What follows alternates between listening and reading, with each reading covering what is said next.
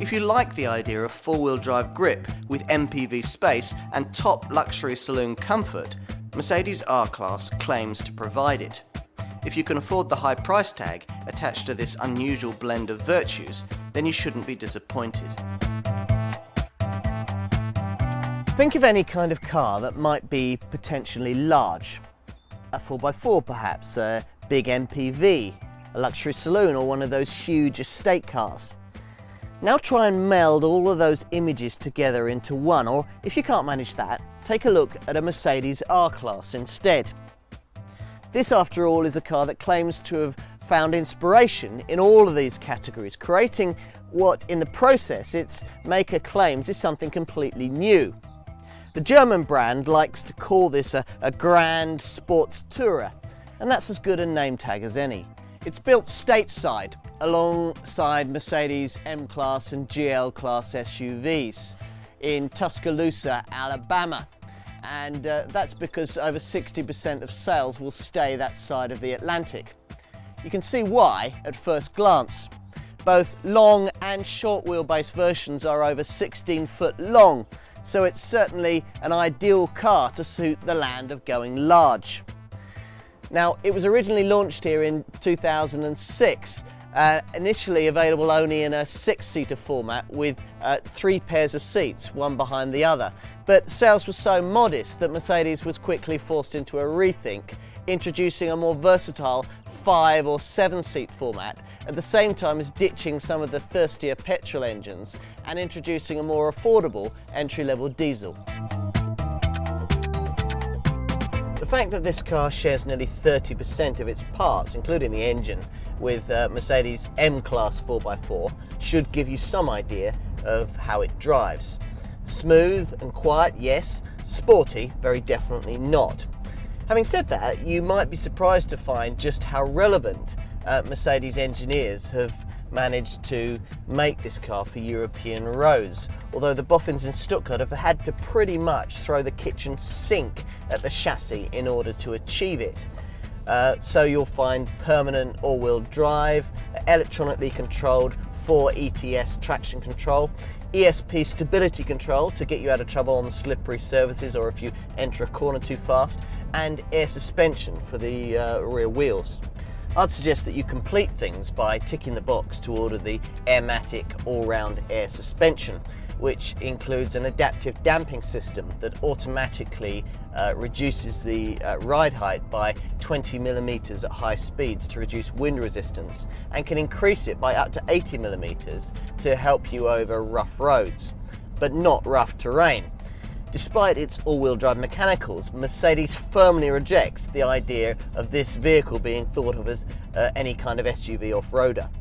Stick the steering column mounted 7G-tronic 7-speed automatic transmission selector into D, and 60 is just 9 to 10 seconds away from rest in the R280 CDI and R320 CDI 6-cylinder diesel models that most customers choose. Now, for something so big and heavy, it's remarkably agile around corners. The permanent four-wheel drive system obviously works here and really helps. Indeed, hit the sport button on the Airmatic suspension and it's quite possible to end up enjoying yourself behind the wheel.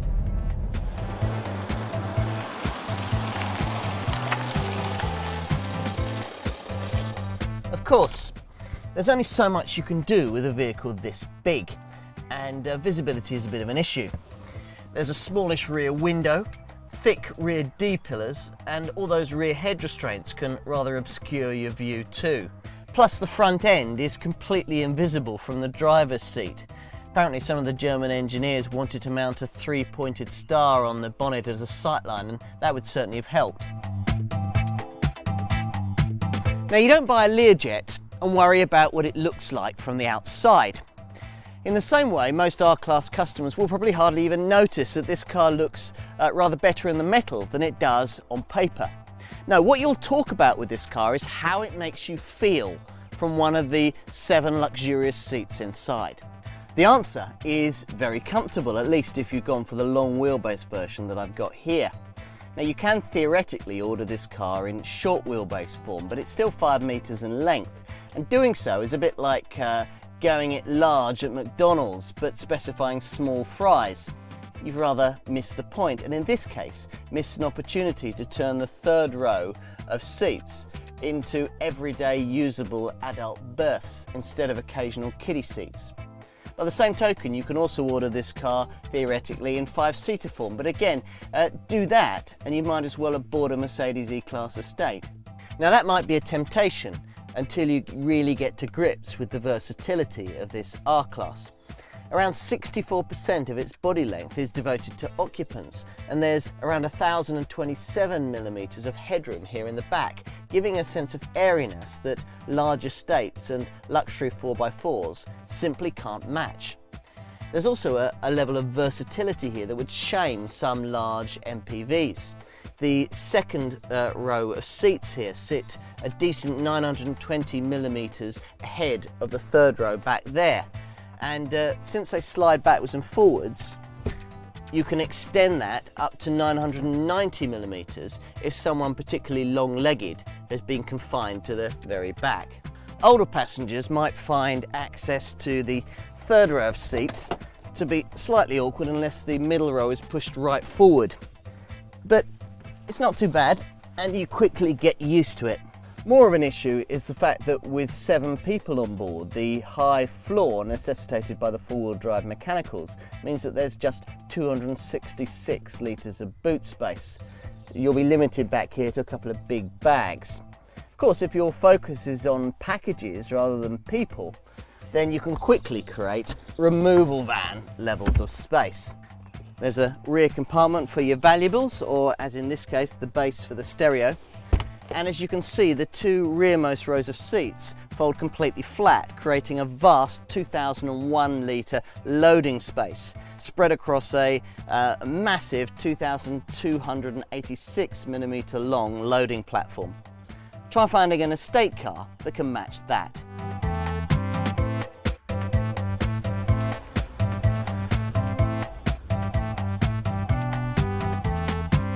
Now, depending on the deal that you get, you'll probably end up spending between £35,000 and £50,000 on your Mercedes R-Class, with a budget of around £40,000 needed to secure the R320 CDI diesel variant that most customers choose. That's the one I'm driving here. That's around £1,000 to £2,500 more than Mercedes E-Class Executive Estate with the same engine. But around £2,000 less with the same engine if you go for Mercedes M-Class SUV 4x4 with just 5 seats. If you like the R-Class's all-wheel drive 7-seater formula but need real off-road capability with your Mercedes, then you'll need to opt for the equally huge GL Class, and you'll need a budget of around £13,000 more. In terms of the R-Class model range, the choice is pretty simple. I'd ignore the entry-level R280 CDI diesel variant because you can't have it with either 7 seats or the long wheelbase body style. The top-of-the-range R500 petrol V8 has both, but it's pricey and very expensive to run. Now that leaves the variant that I've got here as the default choice, the R320 CDI diesel. But make sure you leave a couple of extra £1,000 in your budget for the long wheelbase body style and the 7-seater option. Rivals for the R-Class outside of the Mercedes family are pretty difficult to tie down. You could opt for a 7-seat luxury SUV like Audi's Q7 and pay for off-road ability that you don't really need. Or you could do without four-wheel drive and go for one of those large plush MPVs, something like a Chrysler Grand Voyager perhaps, and look like an upmarket airport taxi service. Or perhaps you could have a large executive estate, but then they don't really come with a properly usable third row of seats. Perhaps something more modern, like BMW's 5 Series Gran Turismo. That makes a decent stab at the R-Class concept, but offers only 5 seats and ends up being really rather sporting rather than sensible. In the end, love it or hate it, you have to concede that there's nothing quite like this Mercedes. Now, the average fuel consumption figures that you can expect from the R280 and R320 CDI diesel models that most customers choose are pretty astounding. given this vehicle's sheer bulk and the performance that it serves up. There's around 30 miles to the gallon on offer on the combined cycle, and you can expect to achieve around 235 to 246 grams per kilometre of CO2. Now compare those figures to those of the R500 V8 petrol model. It's very smooth, but it only manages 21.4 miles to the gallon and 306 grams per kilometre of CO2. All petrol R-Class models incur Group 20 insurance premiums, with the diesels either at 18 or 19. Residual values are sometimes not as strong as with other Mercedes models, with the petrol version particularly unpopular, retaining only about 43% of its value after 3 years. The diesels should fare rather better though, as long as you specify them carefully and don't get tempted into blowing a fortune on the options list.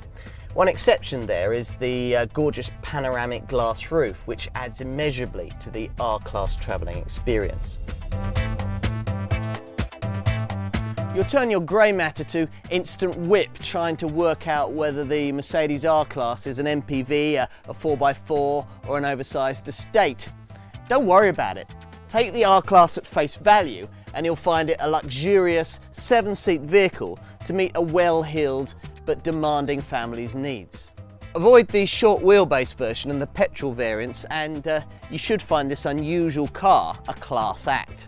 After all, if you want to share the comfort and refinement of a super luxury saloon with a few extra people, then the R-Class is arguably the only way to do it.